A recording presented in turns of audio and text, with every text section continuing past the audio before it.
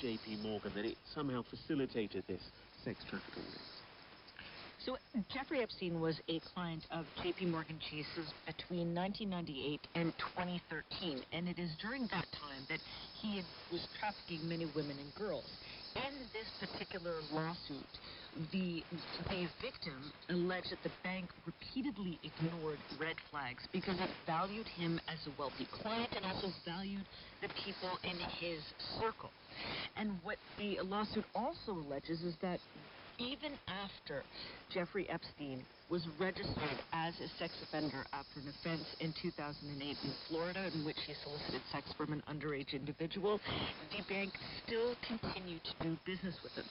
And that all of that business with him really allowed the bank to both assist and profit from Jeffrey Epstein's sex trafficking ring because they allowed him to make payments to women for sex acts, and of course they profited from those payments. This case, like you say, brought by a victim, but on behalf of numerous others. How many people were involved in this class action lawsuit, and how will they be compensated? Right. So this lawsuit was brought by one person that is being named as Jane Doe, and she said she was sexually abused by Epstein from 2006 to 2013 and trafficked to his friends. Now, the bank was trying to push back on the number of victims.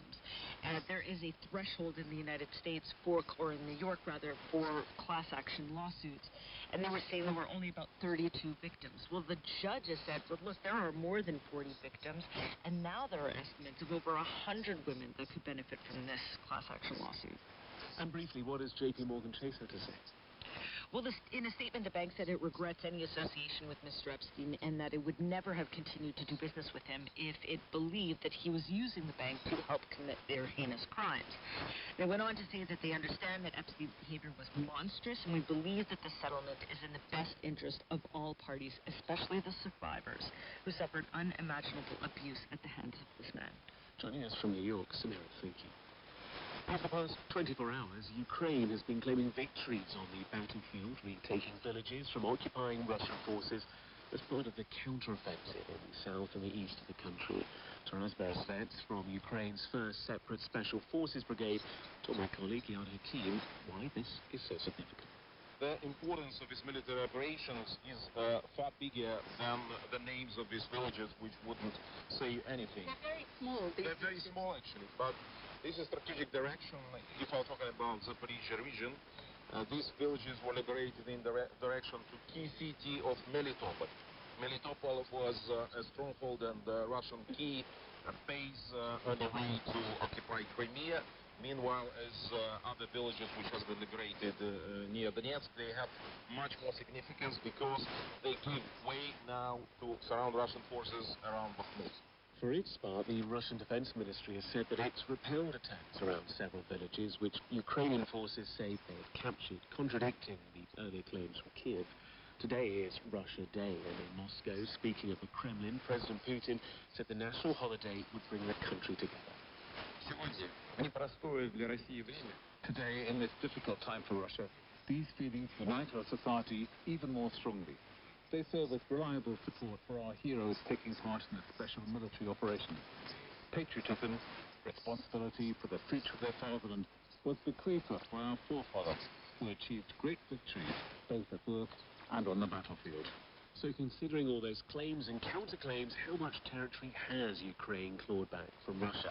It's a question I put to our correspondent in Kiev, Manny James. It appears that most of the fighting is focused on the Donetsk region and neighboring Zaporizhia. We're seeing some unverified footage from the Ukrainian armed forces showing soldiers near the contested city of Bakhmut in the east of the country. You listeners will remember that earlier this year it was the site of a fierce battle for occupation of the city between Ukrainian and Russian forces. So at the moment they seem to be pushing on the ground there, trying to recover as much ground as possible. The Ukrainian forces claim to have so far retaken about 5 villages in Donetsk. they're hailing this as quite a significant or a symbolic gain, but I think it's worth stressing that these are quite small villages that have a combined population of less than 2,000 people.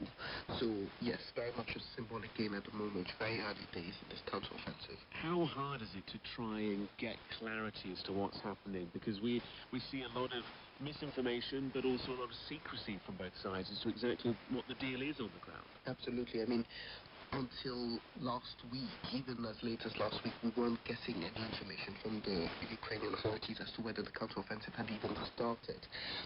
So much was the kind of fear they had of giving any insights as to what they were planning to do to the Russian side, and I think Russia is also keeping its cards very close to its chest. So finding out what's happening on the ground is incredibly difficult, particularly because, Ukrainian authorities have, not only are they not saying very much, but they've also encouraged civilians not to say very much about what they're seeing. So all we've got to go on, a lot of it, is on social media, is videos shared by either side, and, our teams, the BBC Verify team, is working to try and verify as many of those videos as possible. But I think a note of caution certainly needs to be struck for anybody who's relying on what they're seeing on social media. There is a lot of fake news out there. Well, that was Mindy James speaking to me a short while ago. Well, in the last 2 minutes, Ukraine's Deputy Defence Minister says 3 more settlements have been liberated in the southeast. Well, Ukraine has always claimed that Russia's war didn't begin last year, but in fact back in 2014, when Moscow started arming Russian separatists in eastern Ukraine.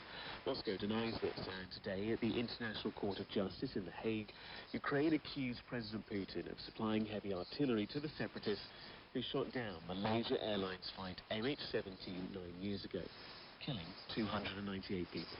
Anna Holligan reports from The Hague. Ukraine's lawyers push back against what they characterized as Russian disinformation. Kiev accused the Kremlin of conjuring up imaginary elements of international law to dodge allegations it had been financing terrorism.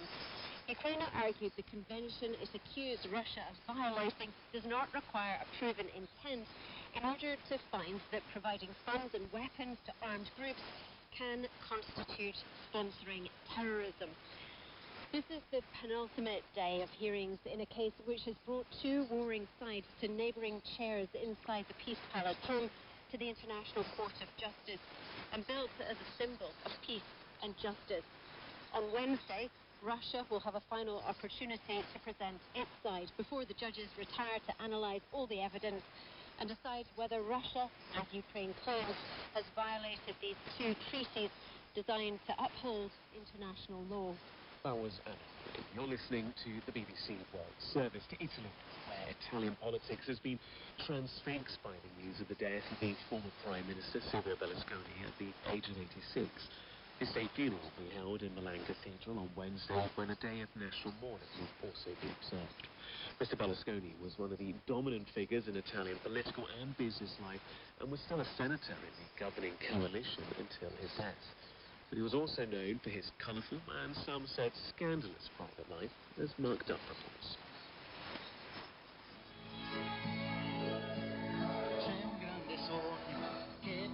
A jingle from Silvio Berlusconi's 2008 election campaign. Its refrain, basically, thank goodness for Silvio, goes to the heart of his appeal. Light-hearted, cheeky even, but all cover for a sharp intelligence and ruthless ambition. To the outside world, he seemed something of a buffoon. We either smirked at his gaps or scowled at the alleged corruption, the apparent homophobia and racism, and his undoubted eye for a pretty face. This was, after all, the man who'd gone from cruise ship crooner to hosting sex parties at his palatial villa outside Milan. Complimenti, siete così bravi che mi viene voglia di invitarvi al Bunga Bunga. My compliments. You are so good, I am almost forced to invite you for some bunga bunga. Behind the affable mask lurked a man on a mission to profit of a new way of doing politics. Berlusconi was the first to apply commercial marketing techniques to politics, right? 30 years down the line, it doesn't sound all that new, all that surprising, but back then, it indeed was. Lucia Rupinelli teaches political science at Yale. Silvio Berlusconi, she says, spotted the potential of television and advertising as a means of making money first and fast, but also as a way to power. He came along at a time when there were two major Italian political parties. Since the war, the Communist Party and the Christian Democratic Party were both collapsing. He presented himself as somebody who, having succeeded in the world of business, could be equally, if not more successful in the field of politics. For years, he lived a charmed life. Questions about the initial source of his wealth, allegations of mafia links, of corruption and tax avoidance, all seemed to come and go, leaving barely a judicial mark on the man. The Italian Prime Minister, Silvio Berlusconi, has been ordered to stand trial on charges of paying for sex with a 17-year-old teenager. This was perhaps the moment the magic began to fade. This is the teenage dancer sharing the spotlight of scandal with the Prime Minister, known by her nickname of Ruby. Ruby wasn't the only woman to ruffle Silvio Berlusconi's feathers. When the German Chancellor, Angela Merkel, was caught on camera smirking about him with the French President, Nicolas Sarkozy, and also faced a brutta figura, was turned. Less than a month after they pulled rank on him, forcing Italy to fall in line with strict EU financial guidelines, Berlusconi's was gone. Mi hanno raccontato una barzelletta su internet che è terribile. Silvio Berlusconi never lost his sense of fun. But there's no dodging the fact that, at times, that in itself provided cover for darker forces.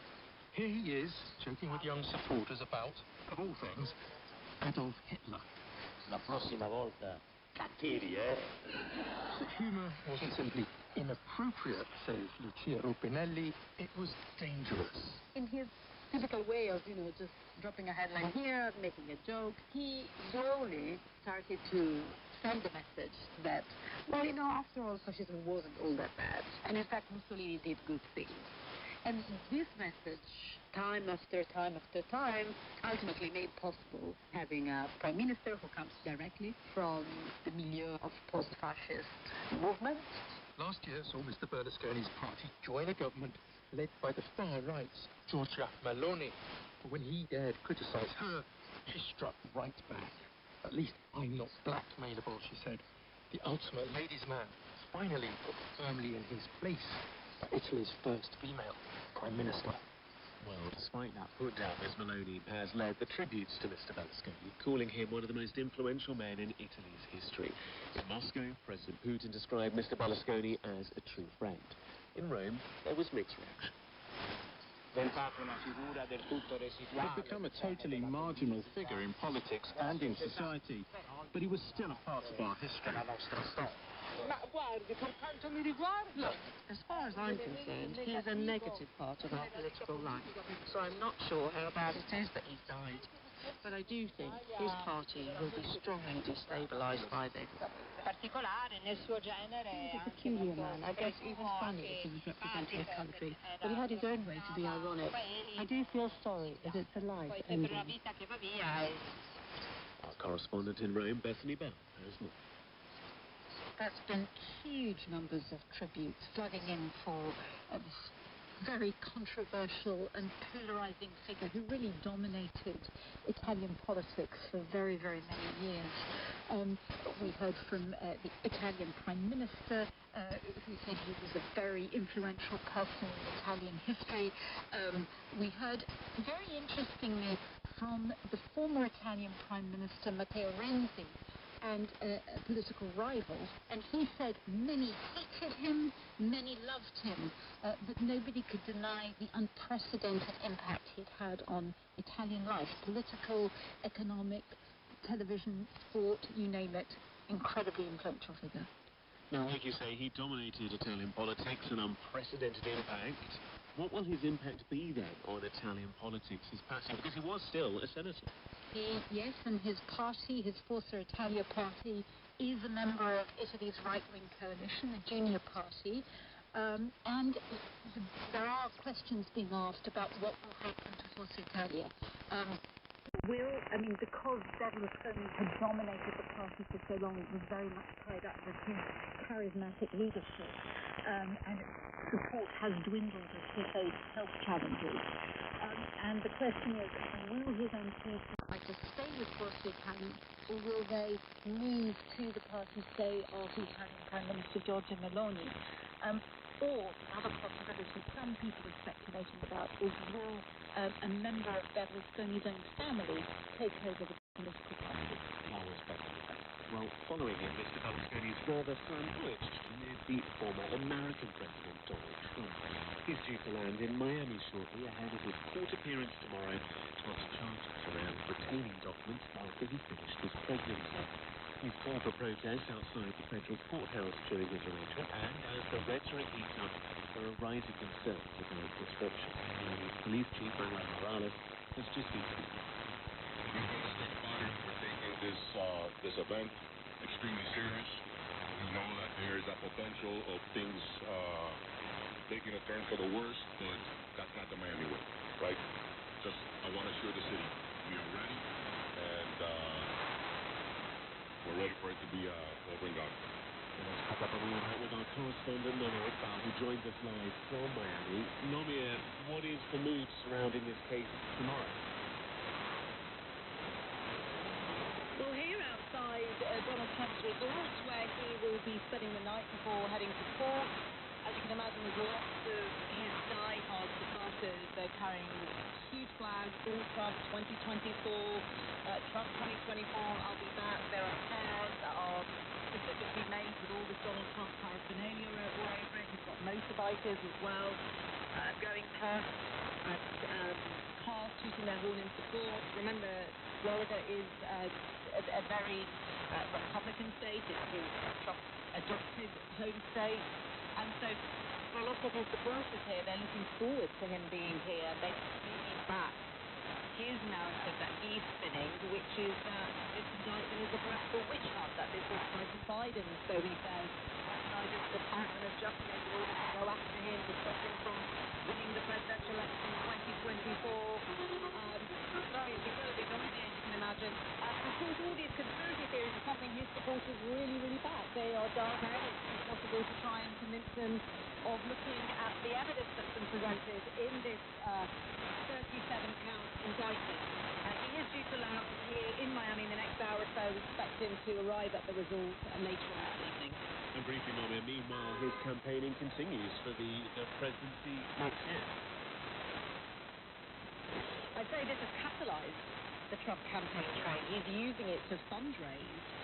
There's